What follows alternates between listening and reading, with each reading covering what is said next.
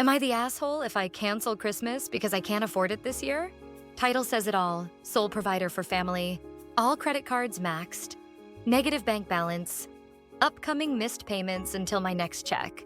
Basically destitute for the foreseeable future. My wife and I usually decorate on Black Friday, but this year I don't want to. The thought of putting up our fake tree, knowing I'll have nothing to put under it, fills me with such a mix of shame, anger, and pain. I would prefer to just let December pass and cut out as many things as I can until I can get my finances under control. Plus, my daughter is 2. She won't know, care, or even remember one missed Christmas. So, AITA? I'm already a failure as a husband and father, so what say you here? This is spun out of control. I never thought my sad man pity party would get this kind of response. I was expecting to be called an asshole, validate my self-loathing, and claw my way out of debt by working harder. I did not expect the absolute torrent of love and support that I in no way deserve or can accept. Info. And I am so sorry for not making this crystal clear in the original post. Our mortgage and utilities are paid. There is food in our fridge, and my next paycheck is secure, even though it, too, will all go to bills with none left over for gifts. I pretended not to notice that we weren't keeping up our pre-child lifestyle without credit cards, and I got in over my head and now have to dig myself out of a relatively deep hole, meaning I won't have money for gifts and meals out, and holiday gatherings and whatnot for a good bit of time to come. But I have a great job and an outstanding family support system, who all live close by and know what debt feels like, and will understand if we can't chip in this year with anything but our presence. But it just felt shameful to have the advantages I have and still manage to fuck it up as bad as I did without asking for help. As for all the people begging me to accept help, here is why I can't. I make a good salary. There is no chance of me or my family going hungry. We have food and will have money for food budgeted into my paychecks, which are secure as my job is secure. I have an extremely well-funded 401k from 18 years of office, work and life insurance to safeguard my family. Thank you all who are offering food. Thank you all who offered to buy my 2-year-old's Amazon wish list. She's 2 and does not have one. My wife and I had already decided that she has too many toys, and so we had only things like books and a learning tablet in mind for her. She'll be okay if we can't buy her stuff. She already has stuff. Her close-in-age cousins live on our street, and we exchange toys and clothes all the time. And both our houses are cluttered with stuff. This was not about garnering pity or soliciting charity.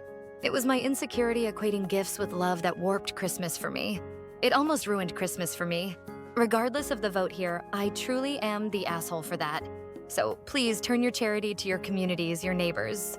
Not some middle-class jagoff who spent himself into debt, trying to prove how much he loved a family that only needed him to be a happy and healthy presence at home. You all have humbled me beyond words, beyond charity. You have given me both the perspective and the courage to seek professional help, both financial and psychological, and hopefully it's not too late for this stupid old man to become a better father and husband. Yes, Virginia, there is a Santa Claus. His spirit is truly embodied in all of you beautiful and selfless Redditors. Never lose the light. Love and cheer to all. But as you can see, I deserve neither your charity nor your goodness. And I'm going to go disappear back into anonymity now if possible and work on me. Update for those concerned, I have not ever, even for a second, considered hurting myself. Not once. I'm showing my age here, but Goonies never say die. Update for info. And I hope this answers all the questions people had, as there were many. And so I'm just going to write a bio that answers them all. I live in the mid-Atlantic United States. When we got pregnant, after 6 years of trying and failing and treatments and tears, we found out that it would cost us $50 a month for my wife to work her current job and put our daughter in full-time daycare, as daycare costs upwards of $1,600 a month for even local co-ops, to say nothing of the $2,100 that most daycare companies were asking. The solution was for her to retire and take up the even harder job of full-time mother. I work 8 and 5 at a day job, and I pick up shifts, DJing at a local bar at night and DJ private events, weddings at sea, when I can book them. My daughter was about to turn 2 and be able to start 3-day-a-week preschool for far less than the cost of 5-day-a-week daycare, meaning my wife could work again, at least part-time. I was in the referral process to find a surgeon to do my vasectomy when we found out that, despite using birth control, my wife was pregnant again. We're due in February, a little boy this time. Utter shock, disbelief, some truly unhealthy thoughts.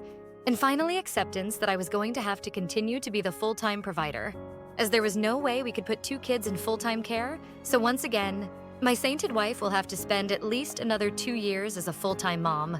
My wife and I are old people, 42M, 40F, who tried to have kids earlier in life, but couldn't despite multiple treatments, and only succeeded when we stopped trying so hard and resigned ourselves to the thoughts of a comfortable dual income. No kids lifestyle full of travel and memories, bringing one life into this world at 40. After everything we went through was a laugh, only for life to turn around and bless me with a second child. My wife is overjoyed, and I am happy but terrified of how I will afford this. She applied for part-time seasonal work to help with our bills, but the job she was hired for has given her exactly 2 shifts in 2 weeks, and taken one of those shifts away at the last minute due to overstaffing. She has a meeting with them today to find out if it's worth her time to stay employed there, dependent on if they can actually give her at the least 20 hours a week, which she requested upon applying. We have had joint finances since we were engaged. We don't hide things from each other. We're both well aware of our money issues and have been working on ways to improve our financial situation. Thank you all for the links and sites. I am bookmarking them all. We have and will keep communication open.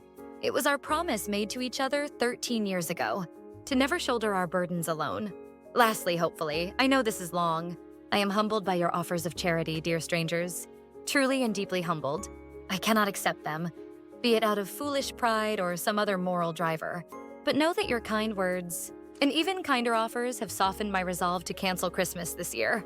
I just spent 2 days with coworkers volunteering at 2 local food banks preparing meals, clothes, and groceries for the community. So, if you're one of the many wonderful strangers who offered help, please give that help to your local charity. I have a roof over my head and food in my belly, and I could not ask for more. Not when I have so much already. I still dread the thought of lugging that old fake tree out of the laundry room, but my feelings have to come third, here and always. My wife and daughter need the love and joy that that old tree will bring, and I need to give them everything I can, even if it's just the spirit of the season. They deserve to feel the warmth of a festive home, and we already own the damn thing. So it's literally the least I can do. My presence will be the 1 million pictures my wife will take of our daughter, pulling all the ornaments she can reach off the tree, and showing them to her with that beautiful smile she has. Our families are close by, and our parents will no doubt do their best to spoil our daughter, and I know it will be more than enough. Update. Wife and I downloaded a budget app, and are working with a family member who does financial planning. I personally spoke with a professional early this morning, and in just the initial phone call, she helped me realize that I was equating being able to give gifts with showing love to my family. Not being able to afford baubles isn't going to mean I love them less, and I will need to accept that.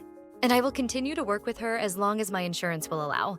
Thanks to close friends with growing kids, we have an embarrassment of clothes and toys to sort through, and wrapping some of these items for my little girl to tear into is more than good enough for my wife and I. My wife and I have plenty of clothes. Thank you to all who have offered to purchase things for us. My heart bursts from the selfless and wonderful offers. But I meant what I said. When I asked you to please point your humongous hearts to your local charities, I have more than enough things.